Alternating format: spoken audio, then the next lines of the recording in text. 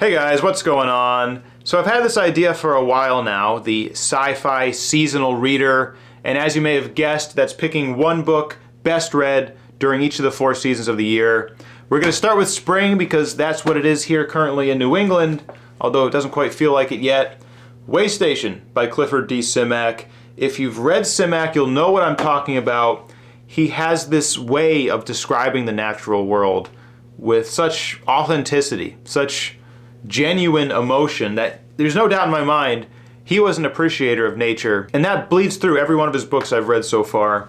This one's about a guy who's hundreds of years old, and he was able to achieve that through alien technology that only he has access to because he was chosen to host this intergalactic way station. So he can't really interact with other human beings, and he has to connect with his world through nature, which he does very often in this book. And it's not particularly about spring. It's not specifically about spring.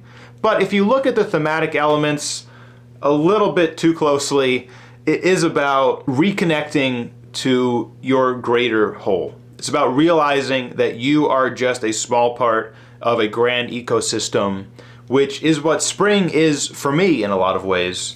When you first see the buds and the blooms and that bright neon shade of green, and you realize that you're just a small part in this universe. You're just a small part in this ecosystem, and that's a humbling thought for me. That's a comforting thought for me. Maybe not for everyone, but that's what spring is for me. It's beautiful, and I can't wait. But let's get to summer. If I had read Dune, I would probably recommend it as a summer read, but I haven't. I will this year, maybe during the summer. So check out that review coming later this year. I might also recommend Dandelion Wine by Ray Bradbury, although maybe not science fiction, and I haven't read that one either. And I would never fully recommend a book that I haven't read, despite what some commenters may think about me.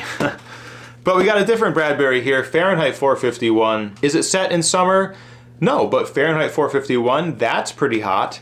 And it is recommended by a lot of summer high school reading lists, so that's another aspect. I did have to get a little creative with that one because I couldn't really think of a sci-fi book set in summer or set in a hot climate that was relevant to the plot. If you guys have, let me know in the comments what's your sci-fi seasonal reader, and other sci-fi content creators out there, or anyone really. I feel like this is a good format to just recommend 4 books that each have different themes, which seems to be the format here on YouTube. Everyone knows what Fahrenheit 451's about. I did snub it in my top 3 dystopian sci-fi books list, so I'm adding it here as an apology because it definitely deserved a slot there. It is a futuristic dystopian carved through censorship. And here on BookTube, everyone agrees books should never be banned. But I have to say, only a Sith deals in absolutes. I feel like knowledge should never be made illegal. That is probably an absolute I can get behind. I was actually doing some research on this and learned that there are no officially banned books in the United States. So maybe there's a lot of other people that don't know that, especially people that are not in the United States. There's no officially nationwide banned books. These are all individual libraries, particularly schools, banning these books. And I think most people can agree that knowledge should never be made illegal for adults. But with children, you do have to restrict the flow of information. You're not going to put them in front of Fox News or CNN. You're not going to expose them to certain harsh elements of reality. So there has to be the control of information with children. It gets really tricky. We're not going to get in the weeds there, though. We are talking about seasons here. And for fall, I chose Frankenstein by Mary Shelley.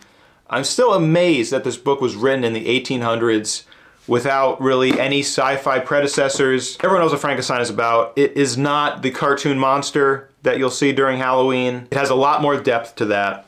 It will get you thinking about your own mortality, about death in general, which I think an autumn read has to do. The natural world is dying around you, and I think that is a part of the cycle to get us to remember that, oh, we are going to die one day. Don't forget that. So I'm starting to see autumn as a time to do that. Do that in that specific time.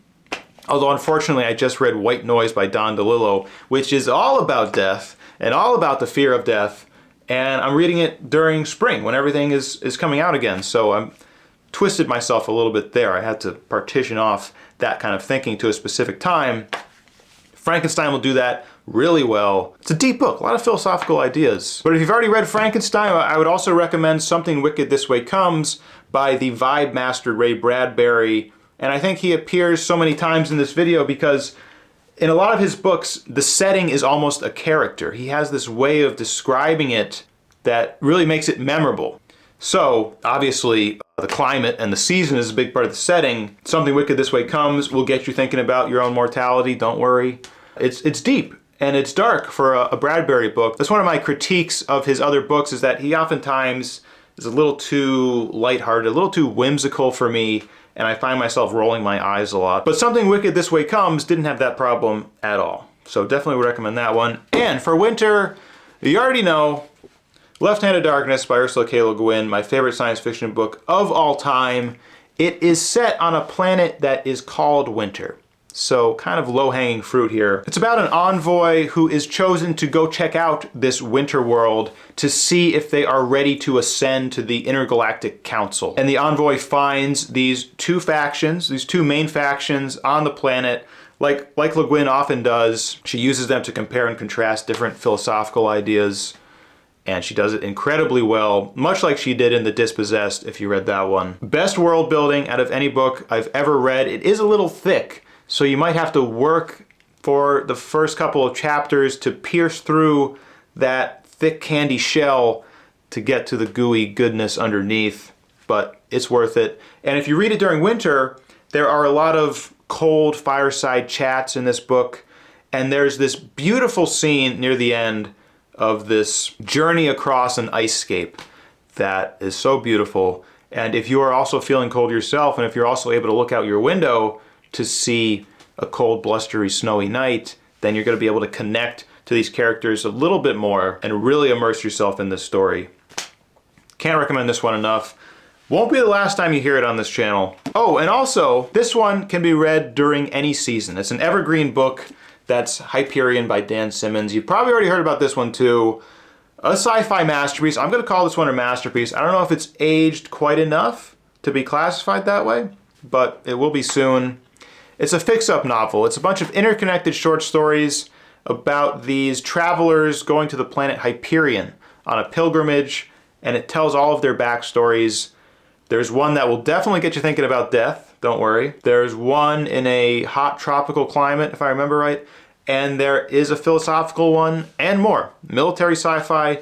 It's got something for everyone, which I think is why it's on so many top 10 lists and so many people talk about it, because whatever you want, Hyperion's got it. And that's what I got for you. So, like I said, what's your sci-fi seasonal reader? Let me know, I'm interested. Spring is here, so good opportunity to read some seasonably appropriate books. As always, thanks for watching.